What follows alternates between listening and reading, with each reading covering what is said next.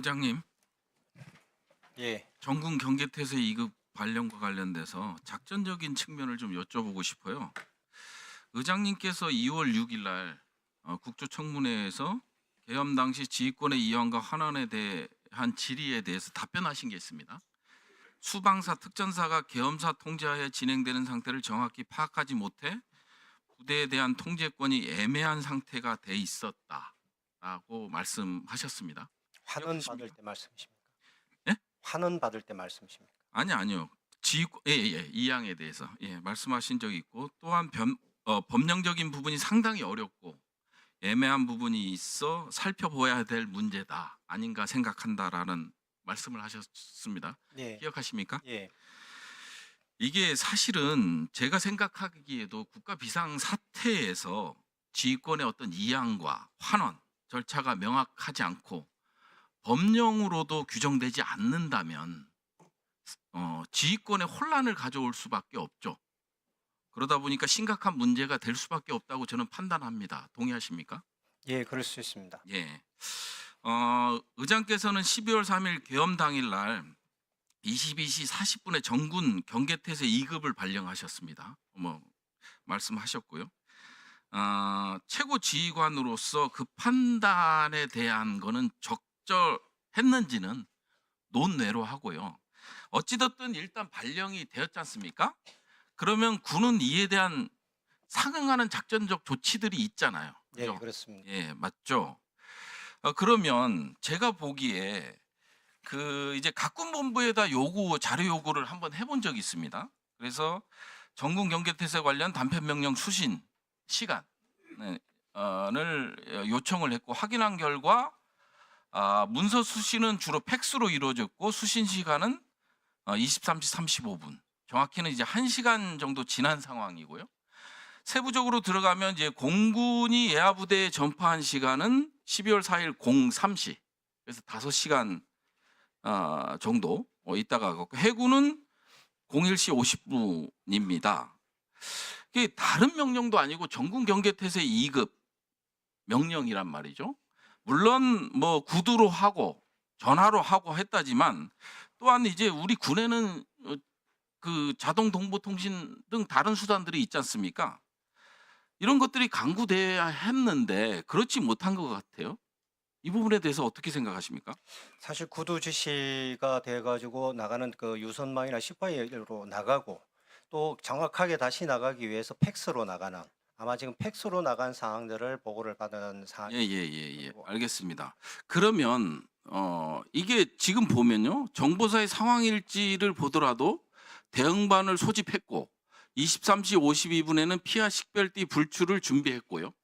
그리고 양구 군청 같은 경우에 출입들이 이루어지고 군부대가 이런 절차들이 진행됐어요. 그러면 합참은 정말 오랜만에 이런 것들을 몇 해가 안 되잖아요. 경계태세 2급이. 그러면 2급 발령에 따라서 정군이 적절히 상황 조치를 했는지를 점검해 보셨습니까? 그 조치되는 상황들은 예규에 따라서 그 조치 목록에 따라 조치가 되고 그 조치되는 것들은 저희들 합참에 보고도 되고 종합되고 있습니다. 예, 제 생각에는 일단 뭐 이게 일률적이진 않겠지만 정군이 어떻게 대응했는지 작전적 조치를 어떻게 했는지는 살펴볼 필요가 있다고 보여져요. 그렇기 때문에 저는 전비태세 검열실로 하여금 이 검열이 좀 필요한 게 아닌가라는 생각이 들어요. 이번 기회를 통해서 좀 작전 기강을 바로 세우는 이런 계기가 됐으면 한다라는 생각인데 고려해 보실 생각 있으십니까? 작전적 조치는 저희들이 1차 지휘관인 그 작전사령부터 보고를 받고 있고 거기에 대한 것이 적절하게 이루어진 걸로 알고 있는데 뭐 전비태세실을 넣어가지고 다시 점검을 한다 여기까지는 저희들이 아직 검토를 하고 있지 않습니다. 예, 이게 보면 모든 부대들이 동일한 자동 조치 부여에 따라서 움직였다면 관계가 없는데 그런 정보들이 없어요, 실질적으로 봤을 때. 그러면 문제점들이 있는 겁니다. 그리고 경계태세 2급을 발령했다라는 건 아까 김병주 의원님께서도 얘기하셨지만 북한의 도발이 우려된다든지 그다음 북한 공비가 침투한다든지 북한 상황과 관련된 거거든요. 그렇기 때문에 전반적으로 한번 의장으로서 저는 검토할 필요가 있다고 보여집니다. 한번 살펴보겠습니다. 예. 그리고 대행께 좀 여쭤보겠습니다. 예. 아까 이제 합참 의장께서도 말씀하셨고 국조특위에서도 말씀하셨고 지휘권 이양과 환원에 대한 문제점들이 이번 사태를 통해서 대두가 됐어요. 그죠? 인정하시죠? 예. 예. 그러다 보니까 이게 지휘권 이양과 환원에 대해서는 합참 차원에서 할 수 있는 게 아니거든요. 그다음에 이제 법률적으로도 법령적으로도 이게 제도화가 안 된 상태에서 우왕좌왕하는 모습을 보였거든요. 그렇지 않습니까?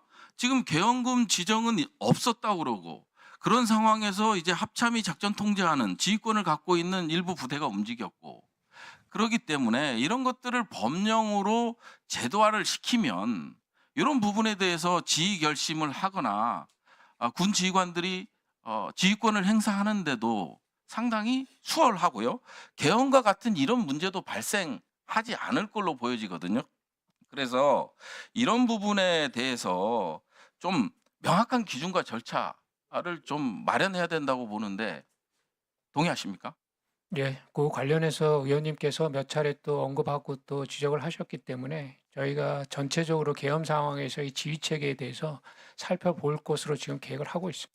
예, 시간 저기 계시구나. 방사청장님, 네, 사실관계 잠깐 확인할게요. 그 명태균 씨가 방산 사업에도 개입했다라는 보도를 보신 적 있습니까? 아닙니다. 전 처음 듣습니다. 검찰 수사 과정에서 2022년 11월 당시 김영선 의원실 보좌관이 명태균 씨에게 하나디펜스에서 요청한 사업들의 예상 심사 과정에 대해서 자세히 보고하는 내용이 SNS 자료에 나왔다는 겁니다. 이런 게 이제 창원지검 수사 과정에서 밝혀졌는데요. 어떻게 명태균 씨가 방사청에서 작성한 자료나 방사청에서 받은 예산 심의 결과를 보고받을 수가 있습니까? 이해가 되십니까? 저도 이해가 잘 안 됩니다. 이거는 진짜 있을 수 없는 일이죠. 네, 확인해 보겠습니다. 네, 부승찬 의원님 수고하셨습니다. 이어서 보충 질의를 하도록 하겠습니다.